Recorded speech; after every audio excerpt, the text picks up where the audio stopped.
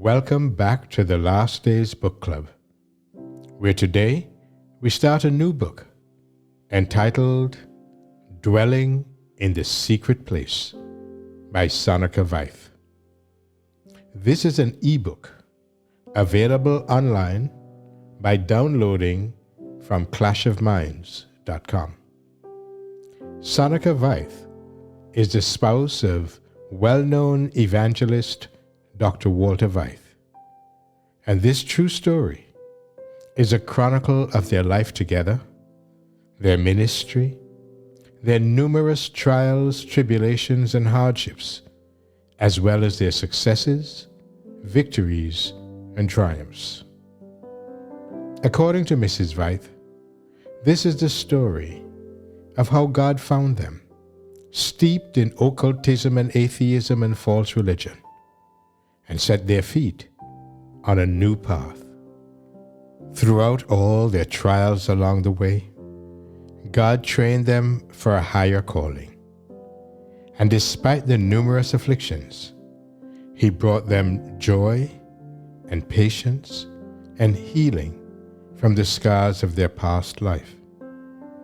Through the windows of His endless love, they learned to see mankind in a different light, and they longed to bring to every soul the peace and salvation they had found.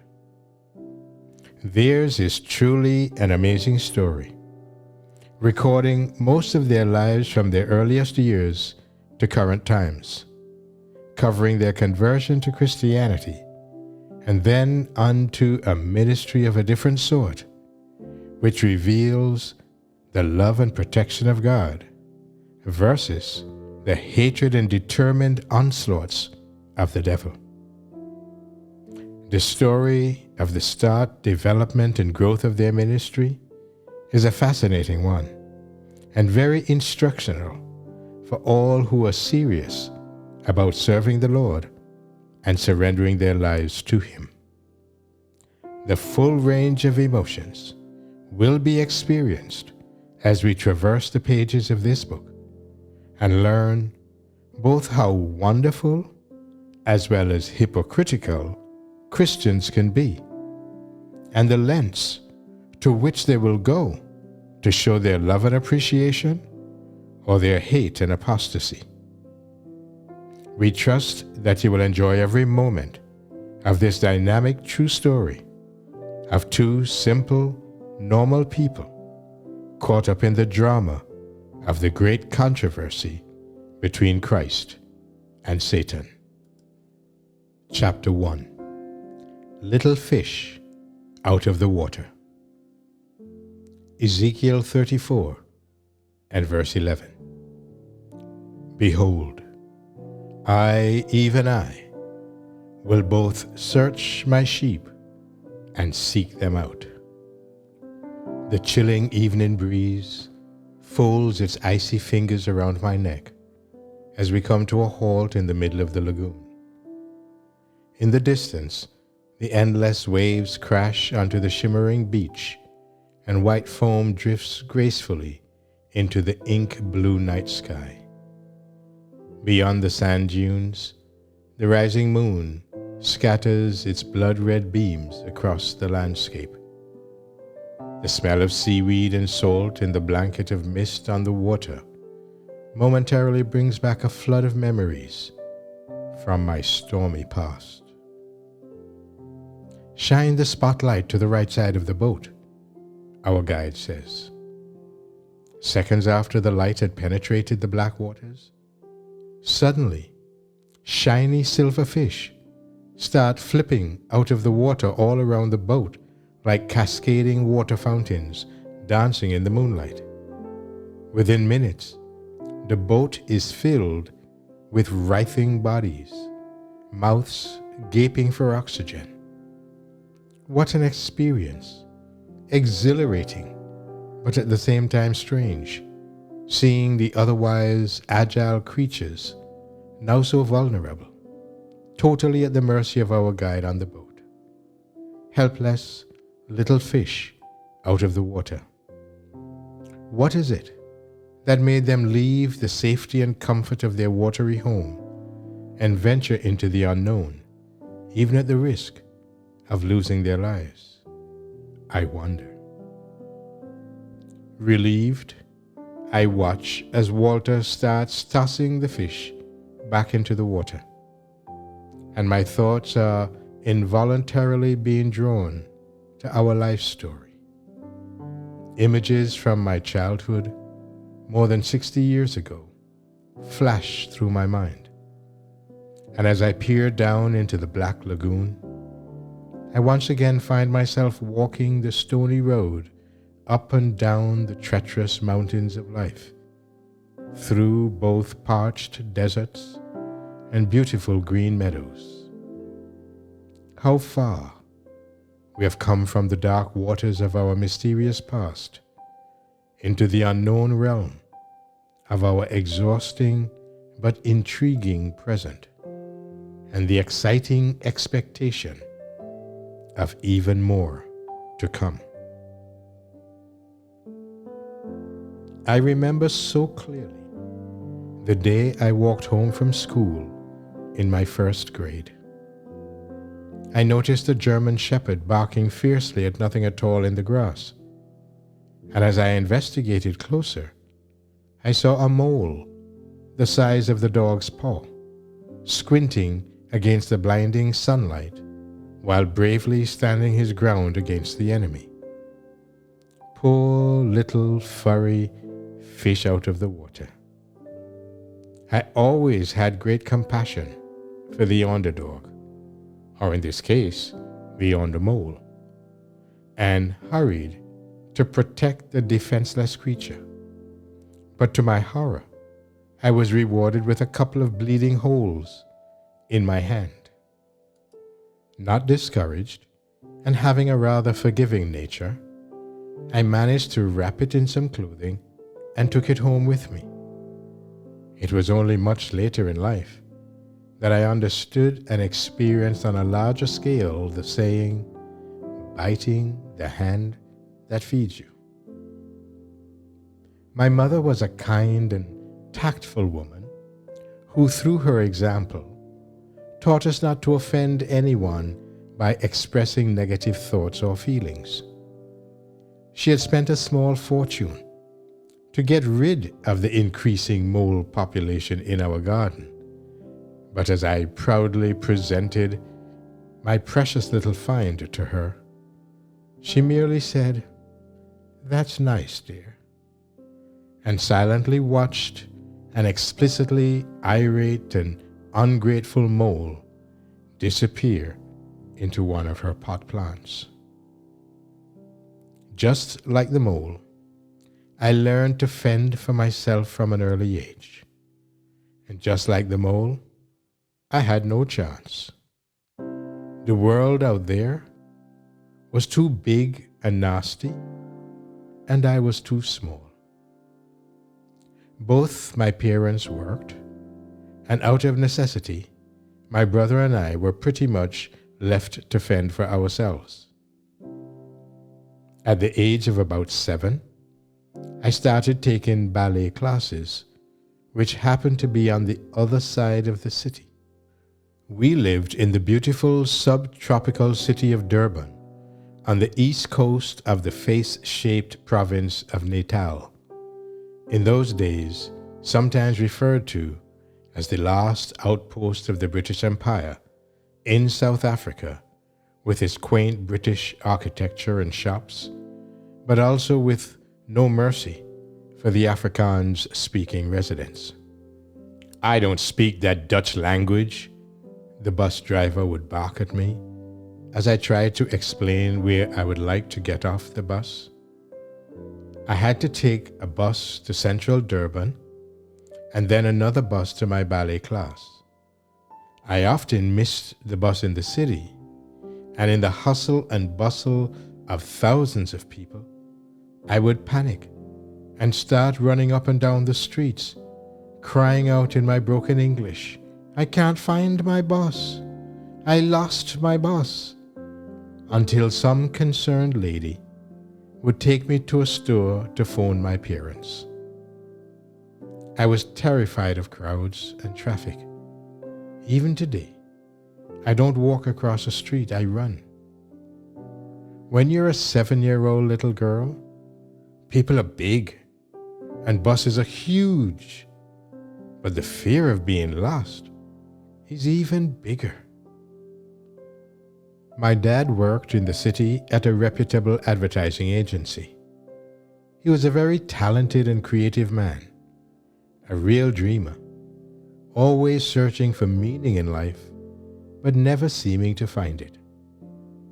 After work, he had to fetch me at my ballet class on his way home, but he often forgot. And having learned the necessary independence for survival in the city, I would start walking along the approximately 20 kilometers in the direction of my home. Now there's one thing that is worse than the fear of being lost, and that is being lost in the dark. Every big house looked to me like a haunted house with its dimmed lights and lace curtains casting mysterious shadows on the wall. And every car that stopped to offer me a ride home looked like the mafia or some other creepy characters from one of the many scary books we used to read. Sometimes my mother would find me along the road, but more often, concerned strangers would stop and take me home. My parents were both brought up in Christian homes, but they went out into the world of so-called higher education and found that they had no need for God. In fact, my father ridiculed churchgoers and warned us to stay away from them. They will only confuse you and teach you all sorts of lies, he said. Their disappointment with the Dutch Reformed Church, which was the largest church in South Africa in those days, is understandable. The church was a small Calvinistic remnant, descendants of the Huguenots who had fled the persecution in Europe and settled on the southern tip of Africa. A statue of a young woman with the Bible in one hand and a broken chain in the other was erected in the little town of Franschhoek, depicting God's church that had broken the chains of bondage to the dictating, persecuting church of the Middle Ages, while clinging to the Bible as their only authority. Now, more than 300 years later, church and state once again joined forces, and the church had become the cloak to cover the dark motives and deeds of the politicians, and of course, vice versa. I had great respect for my parents. Both were intelligent and refined, respectful to others, as well as being respected and loved by others. As a successful young newspaper reporter, my father was asked to investigate supernatural occurrences, such as the escalating so-called poltergeist reports. At first he was very skeptical, but soon he was drawn into every conceivable mystical realm, from Spiritism to Eastern religions, the New Age movement, and even Scientology. In one of his books, he recorded his experiences during the hundreds of seances he attended and his poltergeist investigations, as well as his own astral projection or out-of-body experiences. One of the seances became the turning point in his life. At this particular meeting, he was secretly trying to find wires or any evidence that the alleged contact with the dead or spirits speaking through mediums were a mere money-making deception. Now, where could they have hidden the speakers, he mumbled to himself while groping under the table. Suddenly, an eerie voice spoke in the semi-dark. "There is one amongst you who does not believe. Let him be warned." Now, my father was even more determined to find these speakers, and he started investigating all around the room. The next minute, he received a blow to his head, and he was tossed across the room like a rag doll. He had neither seen nor heard anyone or anything attacking him, and he realized that this was the doing of some supernatural force. He left for home that night with a strange mixture of exhilaration and fear in his heart, and a large lump on his forehead, leaving his unbelief and scoffing behind. He was now convinced that these manifestations were real, and he developed an intense interest in the dark world of this hitherto poorly researched mystical realm. One of the investigations my father and his camera conducted for the newspaper was the incident with the baby. The distraught parents told them that after they put their baby to sleep, they would hear the baby cry, and as they entered the room, the baby was sitting, balanced by an unseen hand, on top of the cupboard. The minute they entered, the baby would topple over and fall into their hands. That night, after the baby had been put to bed, my father proceeded to secure the room with tape to ensure that no one entered the baby's room. They waited in the next room, and after a while, the baby started crying. They rushed to the room, broke the tape, and sure enough, there was the baby sitting on the cupboard. He documented several of these incidents, and one of the most disturbing ones was the case of the baboon. A farmer had contacted the police about an aggressive baboon that seemed to know when the family would sit down around the table to have their dinner. As soon as the father would start to pray for the food, the baboon would appear from nowhere and jump on the table, scattering the food across the room and smashing the crockery. Then it would run into the kitchen and disappear. That day, at dinner time, they all went to sit around the table, not expecting anything to happen. But as the farmer started to pray, a huge baboon appeared and headed towards the table. The police jumped up, grabbed their weapons, and one of them managed to shoot the baboon. It ran around the corner into the kitchen, and everyone followed. What they saw was tragic and shocking. On the floor lay the family's housekeeper in a pool of blood, but no sign of any baboon. Now there was an added dimension to this mystery. My father was convinced that these manifestations were the work of unhappy departed spirits of deceased humans who never had closure with situations and people before they died. But he also believed that there are good departed spirits who watch over their loved ones and even communicate with them. This is why, in the seances he attended, they would pray to the good spirits to protect them against the bad ones during the session. My mother, on the other hand, was more academically inclined, a fine teacher and lecturer, and later professor at the university. She never seemed to be interested in all the weird ideas and phenomena that had become so much a part of our lives.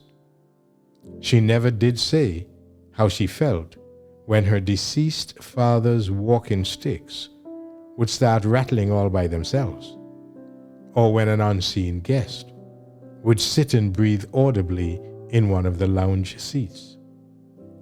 We believed it was Grandpa visiting us, and it became a normal part of our lives. However, I was intensely aware of the fact that I was different from all the other children at school. I was the only child, or so it seemed to me, who never went to church on Sundays. We never baked cake for the church fete, never knitted multicolored squares for blankets for the poor, or sang in the church choir. Brief clashes with my parents. The local minister must have realized he was wasting his time and never returned to ask for donations to build his new church.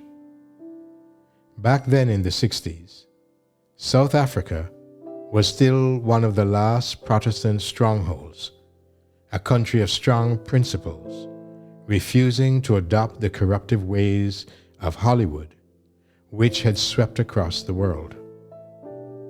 Sermons were preached against the decadence of the West and against atheism and communism of Eastern Europe. Government allowed no television until the 70s, and a censor board screened the films that were permitted to play in the movie theaters. The young South Africa, then referred to as a land of milk and honey, prospered and grew, its mineral and agricultural wealth and technical and medical excellence surpassing that of many of the developed nations. Up until the early 80s, a rand was worth as much as a US dollar, and before that, it had almost the same value as the British pound. World powers took note of this promising land with its gold and diamonds, and before anyone noticed, the hyenas moved in to steal away the hard-earned meal from the lions. South Africa had become the special target of these powers who had planned a silent takeover, a new order of things for this country and its people. But as a child, I knew little about politics or religion. All I cared about was to be accepted by my peers. On Sundays, while my parents were working in the garden, the neighboring families would come walking by, all dressed up in gloves, hats, silk stockings, and suits and ties with the Bible under the arm. They would exchange mutually disdainful stares with my parents and then disappear into the large church around the corner with its phallic symbol, as my father jokingly called the tall steeple. It was more than 30 years later that I understood what he meant. Innocence, but never ignorance, is bliss.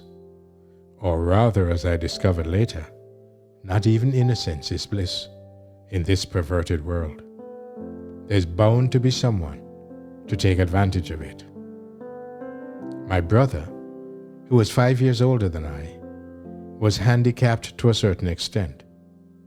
Shortly after receiving the polio vaccine, my parents noticed abnormal function and development in his right leg. One specialist after another shook his head in frustration as they failed to diagnose the boy's condition, but it never occurred to anyone that the vaccine could have caused the dreaded disease. He had numerous operations, during which doctors attempted to transplant muscles and nerves from the healthy leg to the affected one, and after many years, he was able to get by on a rake-thin leg with a club-like foot. Children can be cruel, and once he even got into a fight at school with someone who mocked him. While on the surface, it seemed that he was coping well with his condition, he suffered from a poor self-image. And it was only when we were alone together at home, which was most of the time, that he started revealing the frustration and bitterness in his heart. His fits of rage and the projection of his insecurity upon me drove me away from home during the day, and I spent most of my time roaming the streets. Some nights, my parents would go out to dinner. I hated more than anything being alone with my brother at night. He would tell me horror stories, make dreadful noises, switch off the main light switch, and blackmail me into doing whatever he wanted before he switched it back on. I became terrified of wolves, although there are none in Africa, black cats, and any scary thing that I imagined was lurking under my bed. Often my parents would come home after the night out and find me sleeping with an axe or a saw for my protection beside me in the bed, with all the lights on. Of course, when you live in a subtropical region without screens on the windows, that meant coming home to thousands of flying ants, beetles, moths, and mosquitoes that were drawn to the light on those hot and humid summer nights. South Africa was a beautiful country, and for someone who loved all living creatures, except those under my bed, Natal, as it was called then, was paradise. My greatest joy was those large green chameleons. In those days, there were still many of them, and at one stage, I had up to 20 in my bedroom on pot plants. We even had tribes of monkeys in our garden, and they all had names. One of the females was named Stompstert, which meant she had no tail. But apparently, that didn't deter the menfolk. One day, she proudly came to show us her pink, hairless little newborn, when all of a sudden, one of the younger females leaped forward and snatched the baby away from the mother. The bewildered mother tried to grab the baby back, and to our horror, before our eyes, the baby was torn to pieces. The most frightening crying sound rang through the forest, and for many days we never saw them again. Then early one morning, she was back again, all alone, looking nervous and bewildered. Evidently, she was considered a poor mother, a reproach to the whole community, and had to leave the tribe. Another lonely fish out of the water. Even at my tender age, I began to understand and experience injustice as I learned it in the lesson book of nature. But as I grew up, I realized that the so-called more advanced form of life, the human being, would excel in even worse than beastly behavior. I would often think of my childhood friend, Ivan, wondering how he was surviving in this cruel world. I missed the days when he lived just a few houses away from us in Johannesburg. Ivan's mother, Merle, was a colleague of my father and had more marriages and children from different marriages than anyone cared to know. She would often bring 5-year-old Ivan to play at our house and then disappear. After a week, she would come breezing into our home again and exclaim, "So this is where Ivy has been all the time." My mother faithfully took care of him and kept some extra clothes, knowing that he would soon be back the next time his mother punished him by making him sit outside the front door in the cold and dark. How often would he run to our house and knock at the door? "Please, may I sleep here with Sonica tonight?" And then he would crawl with his cold feet into my bed, snuggle up, and fall asleep. Even though I was not much older than 3, my mother occasionally let me walk the short distance down the road to his house, where we spent endless hours in the backyard climbing trees and finding insects. Having the advantage of being older and a thoroughbred Englishman, Ivan took it upon himself to teach his little Afrikaans-speaking friend the English tongue. Bet you don't know what a caterpillar is, he once said with a know-it-all smile on his face.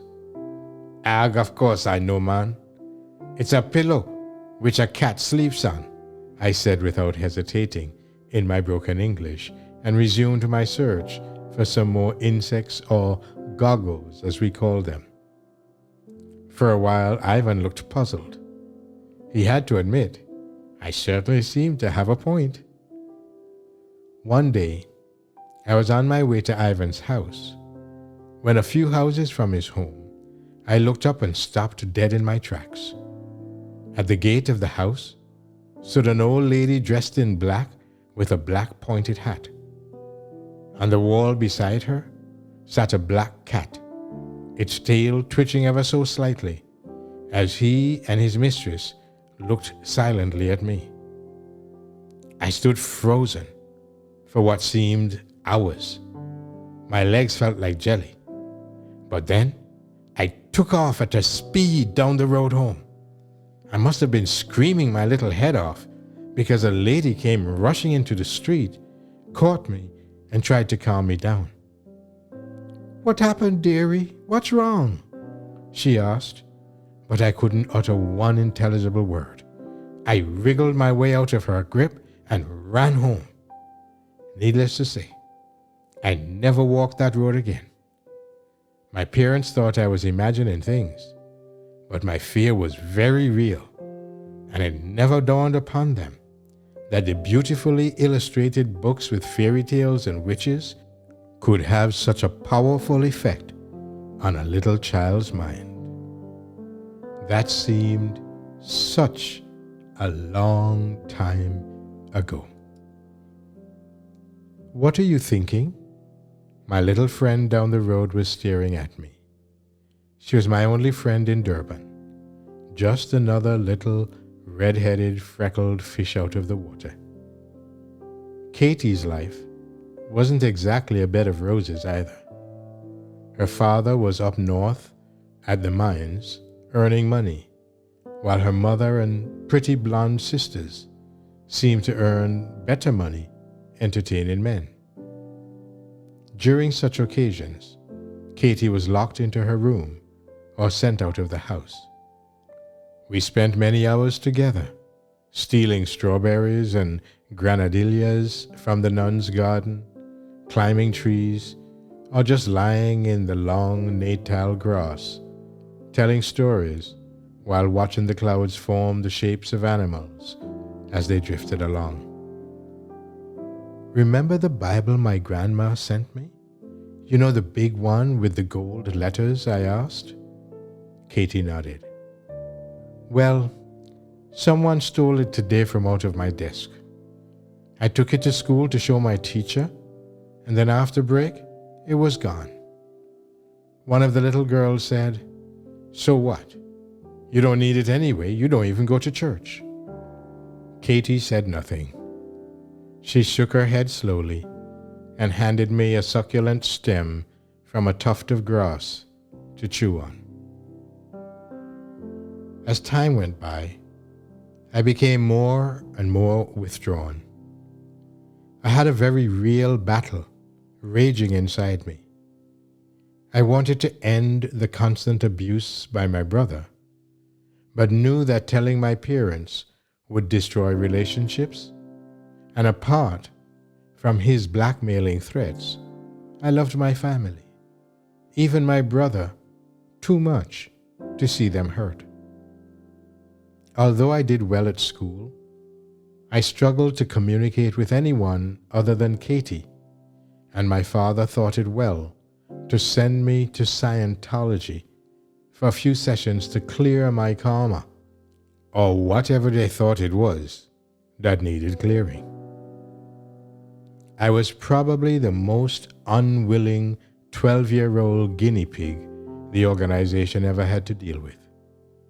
I resisted answering their personal pryings while attached to a lie detector called an e-meter, and was subsequently unable to clear the first level, let alone the following higher levels.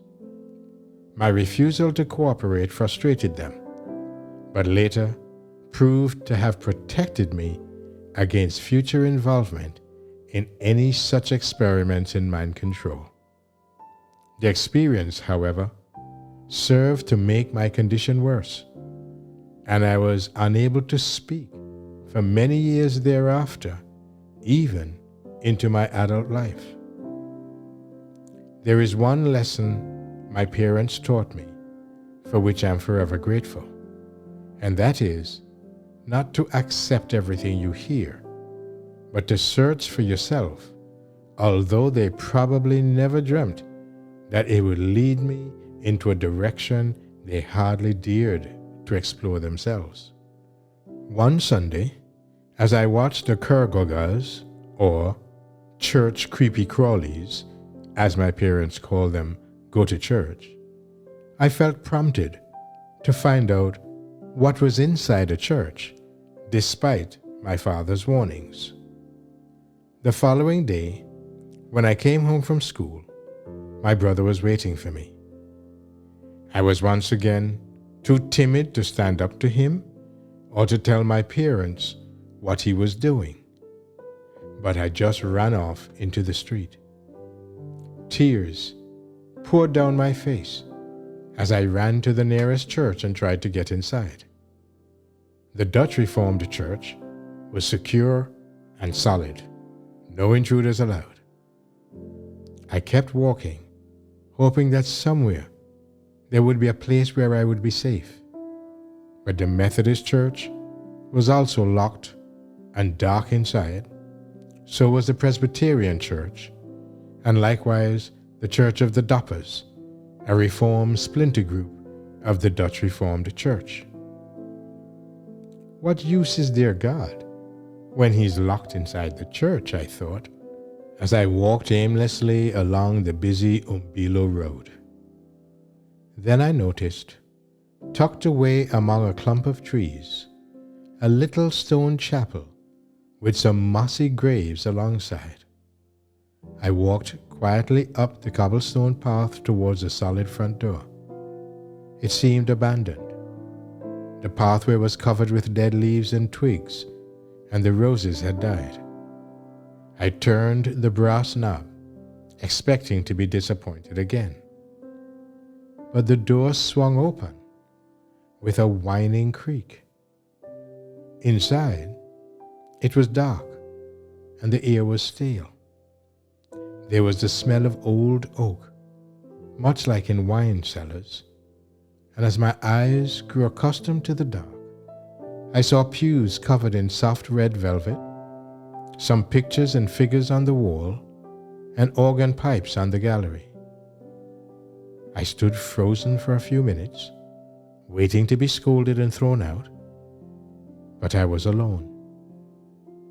I sat down in the pews, looked up at the small stained glass window, and started singing. I sang Christmas carols at first, simply because I knew no other religious songs. When I had run out of Christmas songs, I started making up my own. I sang for hours, the child's voice echoing through the empty church, while tears of relief trickled down my face. A passion for singing and music stirred my heart, and an unknown sense of freedom flooded my soul for the first time. I knew I had found my secret safe place. For now, anyway. The end of Chapter 1 of Dwelling in the Secret Place by Sonica Veith.